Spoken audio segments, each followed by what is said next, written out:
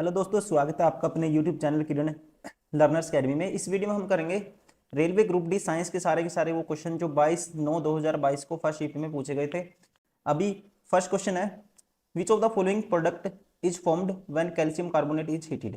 तो calcium carbonate होता है CaCO3 और इसे आल्सो नाउन एज क्या बोलते हैं, इसको लिमस्टोन बोलते हैं। दोस्तों क्या बोलते हैं? लिमस्टोन बोलते हैं इसको। और इसको जब हीट करोगे, आप इसको हीट करोगे तो क्या बनता है हमारे पास? ये बनेगा calcium oxide plus carbon dioxide CO2। और इसे क्या बोलते हैं? इसे बोलते हैं, ध्यान रखेंगे आप, इसे बोलते हैं क्विक लाइम। क्या बोलते हैं? Quick lime. Option third is correct. Question number 2, the disease AIDS is caused by. ठीक है, तो कोज्ड बाय क्या होगा? Virus. Option third is correct.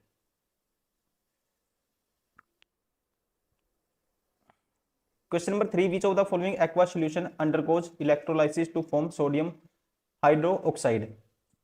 तो इसका राइट आंसर होगा दोस्तों NaCl। क्या होगा? NaCl। Option first is correct. Question number 4,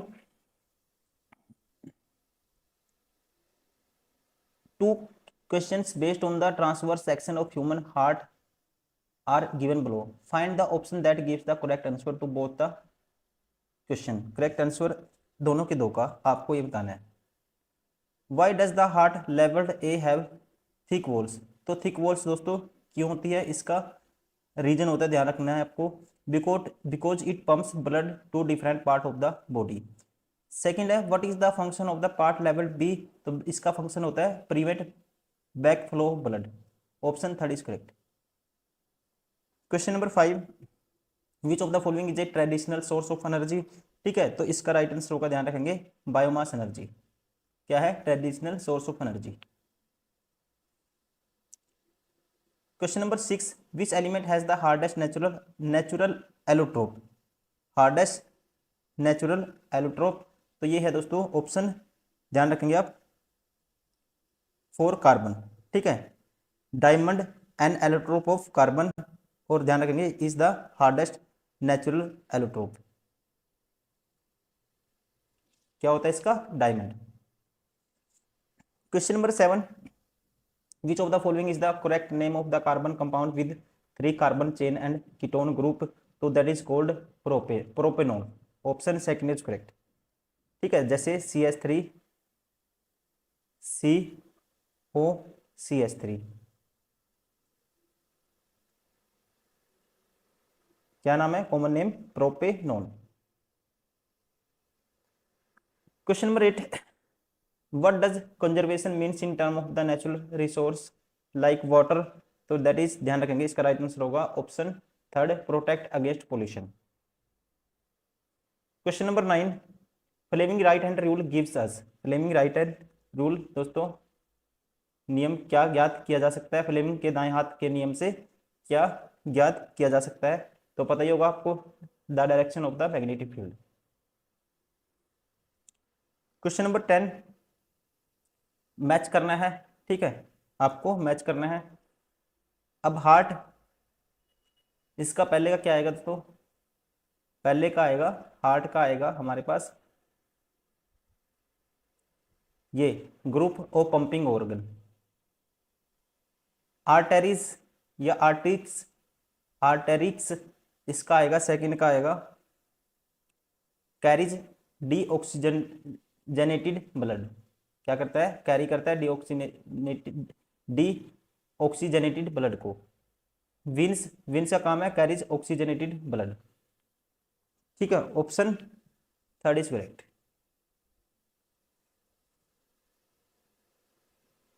ये इसमें हमने गलती कर दी दोस्तों, ये यहाँ पे देखो, ये तो वो है, करता है पंपिंग ऑर्गन है हार्ट, तो ये ठीक हमने किया, ये जल्दबाजी में मैंने गलत कर दिया। आर्टेरिस का क्या आएगा? Carry oxygen and nutrients away from heart to body tissue. तो इसका आएगा ये, दूसरे का C आएगा, और इसका आएगा B। ध्यान रखेंगे। अब वेन्स का क्या आएगा? वेन्स क्या करता है? Take oxygen poor blood back to the heart. इसका आएगा, वेन्स का आएगा B। ऑप्शन फर्स्ट करेक्ट होगा, ये हमने गलत कर दिया जल्दबाजी में। ऑप्शन फर्स्ट इज करेक्ट, ध्यान रखेंगे। Question number 11, which of the following is the best action to increase the thickness of the ozone layer. इसका राइट आंसर होगा दोस्तों reduce reduce use of the fluorine based refrigerants, option first is correct. Question number 12, which of the following instrument use the principle of refraction. ठीक है, तो इसमें use किया जाता है ऑप्शन सेकंड स्पेक्टेकल्स, चश्मा। Question number 13, the chemical reaction in which two reactant exchange their ions to form a new compound is known as, तो इसे कहते हैं, ध्यान रखेंगे, that is known as double displacement reaction. इसमें क्या होगा दोस्तों, two compound exchange their ions radical mutually to form a new two compound, दो आयन एक्सचेंज करेंगे और नए दो बनेंगे, that is called double displacement reaction, option second is correct.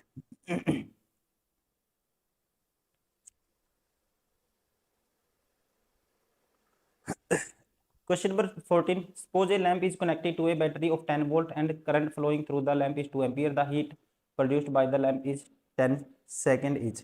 Heat का जो फॉर्मूला होता है ये होता है H is equal to V into I into में टाइम। तो V क्या है दोस्तों 10 वोल्ट है, I क्या है 2 है, और टाइम कितना है 10 सेकेंड है, तो ये होगा 200 joule, option third is correct. Question number 16, a student plots 3 graphs I against V of 3 ohmic conductors A, B and C.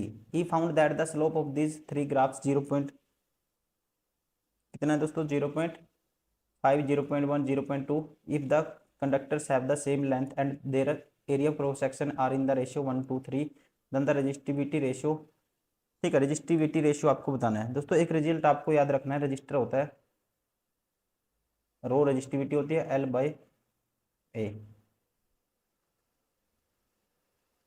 यहां से आप जो रेजिस्टेंस का रिलेशन स्लोप के साथ होता है ये होता है 1/m। ठीक है, ये आपको दो चीज याद रखनी है। अब जो एरिया ऑफ क्रॉस सेक्शन का रेशियो दिया है, मान लो एरिया ए का, ठीक है, वायर ए का ये है, बी का, वायर बी का दोस्तों ये है ए बी है एरिया ऑफ क्रॉस सेक्शन, और वायर सी का ए सी है। इसका रेशियो है हमारे पास 1:2:3। यहाँ से और स्लोप गिवन है, तो रेजिस्टेंस क्या आ जाएगा 1/0.5 करोगे तो ये आएगा, डायरेक्ट लिखता हूँ मैं, 2 आएगा वायर ए का, और वैसे ही वायर बी का स्लोप 1/m करोगे तो 1/0.1 करोगे ये 10 आएगा, और वैसे ही वायर सी का 1/0.2 करोगे ये आएगा 5, ये आएगा 5। तो रेजिस्टिविटी रो की वैल्यू क्या होगी दोस्तों, R into area of cross section, R into area of cross section. यहाँ से आप रेजिस्टिविटी क्या निकाल लोगे, ठीक है, लेंथ तो एरिया, देखो wire have same material, drop have the same length and their cross section area this. तो देखो वायर का जो मटेरियल भी सेम होगा, और ये भी, ये सॉरी वायर का मटेरियल का लेंथ अगर सेम होगी, लेंथ तो कांस्टेंट है, इसको कैंसिल आउट हो जाएगी, इसको लेने का कोई फायदा नहीं। तो यहाँ से रो की वैल्यू क्या आएगी, A इंटू आर आएगी। ठीक है, तो ये आएगा 1,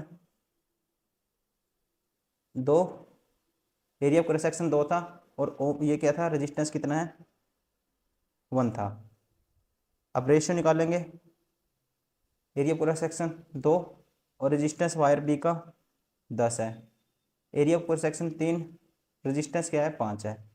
अब इसमें से 2 से ये देखो कितना आएगा, 2:20 रेशियो कितना आएगा 15, 2, 20, 15 आएगा, option third is correct.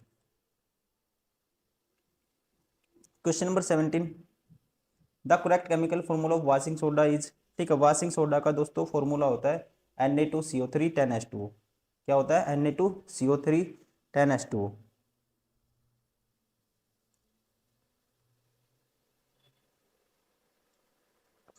Question number 18, which of the following plants is a parasite. निम्न में कौन सा पौधा एक परजीवी है, कौन सा परजीवी है। तो इसका राइट आंसर होगा ये है दोस्तों, इसे बोलते हैं हम cuscuta, अमरबेल।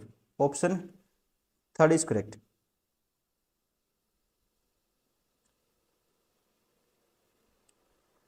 Question number 19, which of the following pairs of element belonging to the same group exhibit similar chemical properties.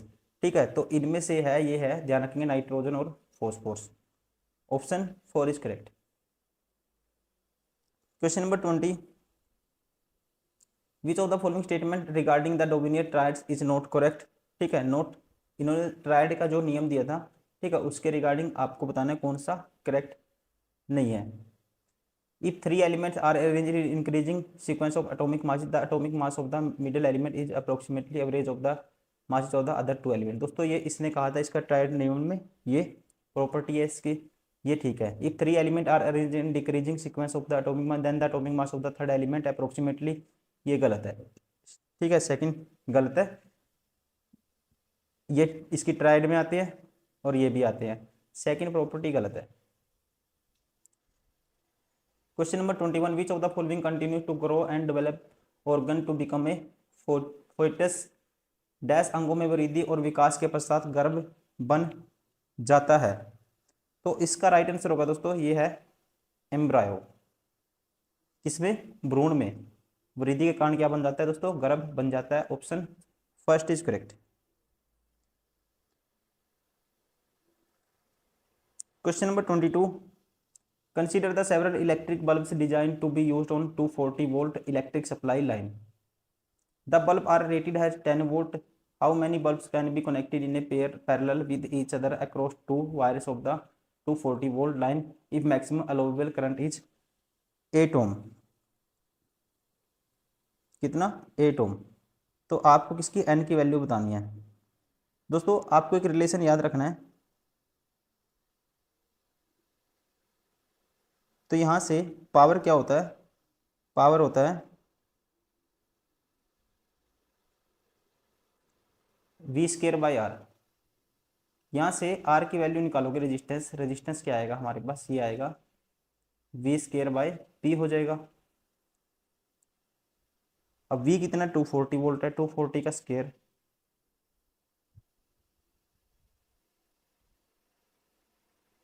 बटे में पावर कितनी है? 10 है। ठीक है, पावर कितनी है? 10 है।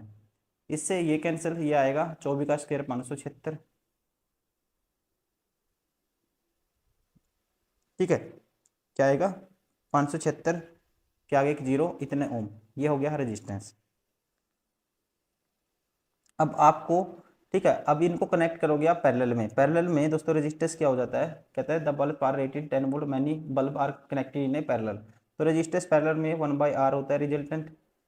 ठीक है, तो ये होगा 1/डैश, इनको जोड़ेंगे n टाइम्स होगा, तो ये हो जाएगा n बाई टोटल 5760। तो यहाँ से n की, r की वैल्यू क्या आ जाएगी? r की वैल्यू आ जाएगी, उल्टा क्रॉस मल्टीप्लाई कर देंगे, 5760 बटे में n।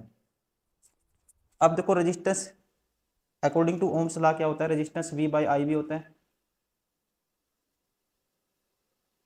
अब V की वैल्यू क्या है दोस्तों? V बाई आई होता है रेजिस्टेंस, ये भी होता है। ठीक है, तो ये इसके और R की वैल्यू ये भी है, तो दिस इज इक्वल टू, आप कहोगे V की वैल्यू 240 है और I कितना है? 8 एम्पियर। और ये किसके बराबर होगा? 5000 रेजिस्टेंस के बराबर है ये, 5760 बटे में n के बराबर है। तो n की वैल्यू निकालनी है, तो इसको कैंसिल आउट करोगे आप, 0 से 0, ये आएगा 24 और 24 अट्ठा 192, तो n की वैल्यू आएगी 192। Option first is correct.